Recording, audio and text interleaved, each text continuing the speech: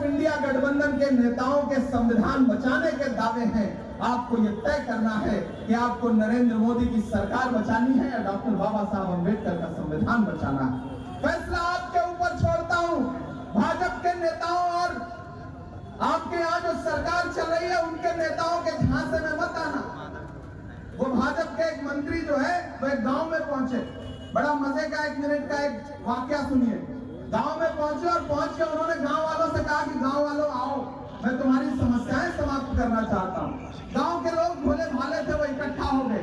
मंत्री ने कहा बताओ, 2 समस्या बताओ, आज हम तुम्हारी समस्या समाप्त करेंगे। गांव वालों ने कहा साहब हमारी 2 समस्या है।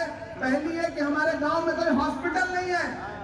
तो मंत्री जी ने अपना मोबाइल निकाला, झूठ देखिए किस तरह परोसते हैं। अपना मोबाइल निकाला, पता नहीं कौन सा नंबर डायल किया और फिर लगे डांटने कि इस गांव में मुझे कल तक हॉस्पिटल चाहिए, इस गांव में हॉस्पिटल नहीं है, मैं गांव में आया हुआ हूं।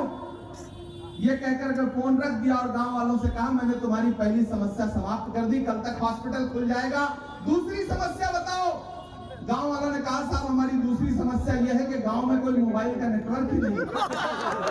यह है भाजपा की राजनीति, यह है उनके साथियों की राजनीति, सिर्फ झूठ और झूठ। आपकी जेब में जो रहा, जो पैसा पहले था वो भी ले लिया गया। नोटबंदी याद है ना, या माए बहने बैठी हैं, आपने अपने घर वालों से छुपा करके पल्लू में बांध के रसोई में आटे के डब्बे में जो 500 की 100 की नोट रखी हुई थी ना, मोदी जी एक दिन रात के 8 बजे चैनल पर आए, बोले भाइयों बहनों आज से ये पैसे कागज के रद्दी हैं, इनको लाइए बैंक में जमा कर दीजिए। सारा का सारा पैसा जो आपने अपने घर वालों से छुपा करके बचा करके रखा था कि किसी मुसीबत में परिवार के काम आएगा, उसे बैंक में जमा करा लिया और फिर टेम्पो भर भर के किसको दिया कुछ पता नहीं। और अब तो आजकल उल्टा आरोप लगा रहे हैं कि अडानी और अंबानी तो कांग्रेस को टेम्पो भर के पैसा दे रहे हैं। मैं तो प्रधानमंत्री जी से कहना चाहता हूं कि प्रधानमंत्री जी आपके पास ईडी है, सीबीआई है, सारी एजेंसियां हैं, इनकम टैक्स है, कब जांच करवाइएगा ये टेम्पो में जो भर के पैसा आ रहा है। अगर आप जांच नहीं करवा सकते तो जिस दिन आपने ये बात कही कि अडानी और अंबानी कांग्रेस को टेम्पो भर के पैसा दे रहे हैं, दरअसल उसी दिन भाजपा के हारने की शुरुआत हो चुकी थी और आधिकारिक घोषणा हो चुकी थी। ये आपका डर बोल रहा था। प्रधानमंत्री जी इंडिया गठबंधन के नेताओं को कहते हैं कि ये तो शहजादे हैं। वो कभी राहुल गांधी को शहजादा कहते हैं, कभी उद्धव साहब ठाकरे को शहजादा कहते हैं।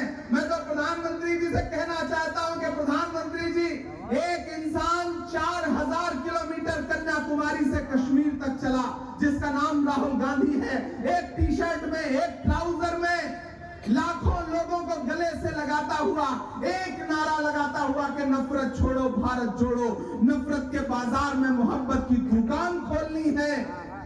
वो इंसान 4000 किलोमीटर चला और आप उसे शहजादा कहते हैं। अगर शहजादे ऐसे होते हैं तो ऐसे शहजादों को हम पलकों पर बिठाएंगे जो आम लोगों को गले से लगाता है। और एक तरफ आप खुद को फकीर बताते हैं, भाई कैसा फकीर जो 10 लाख रुपए का सूट पहनता है, मोबाडो का चश्मा पहनता है, मोबाडो की घड़ी पहनता है और 8.5 करोड़ के जहाज में दुनिया घूमता है। फकीर ऐसे होते हैं। देश तय करेगा कि शहजादा कौन है और फकीर कौन है। मैं तो आपके बीच में ये कहने आया हूं मेरे भाई, ये अनिल देसाई हमारे अपने हैं। अनिल देसाई साहब इंडिया गठबंधन के मजबूत प्रत्याशी हैं, वो चुनाव जीतने जा रहे हैं। मैं तो इसलिए अपना दामन फैलाने आपके बीच में आया हूं कि 4 जून को जब रिजल्ट आए और ये तय हो कि दिल्ली की गद्दी पर इंडिया गठबंधन का प्रधानमंत्री बैठेगा, वो प्रधानमंत्री जब शपथ ले रहा हो तो एक तरफ इमरान प्रतापगढ़ी खड़े हो, एक तरफ अनिल देसाई खड़े हो, तब मुझे लगेगा मैं उस सपने को पूरा करने के लिए यहाँ आया हूँ। और ये चुनाव ही तय करेगा कि आने वाले दिनों में जनमत लूटने वालों की महाराष्ट्र में क्या दुर्गति होगी, क्योंकि साल भर 1.5 साल बाद, साल भर भी नहीं बीतेगा, यहाँ भी तो चुनाव होंगे। तो दिल्ली का चुनाव न सिर्फ दिल्ली की गद्दी का फैसला करेगा बल्कि आने वाले दिनों में महाराष्ट्र की राजनीति का भी फैसला करेगा। मैं ऐसा कर दूंगा ना। तो मैं आपसे अपील करना चाहता हूं कि इंडिया गठबंधन मोहब्बत के नाम पर आपसे वोट मांग रहा है। हम नफरत की बात नहीं करते, हम नफरत की राजनीति नहीं करते। हम आपसे मोहब्बत के नाम पर, प्यार के नाम पर, प्रेम के नाम पर, आपसी भाईचारे के नाम पर वोट मांगने आए हैं।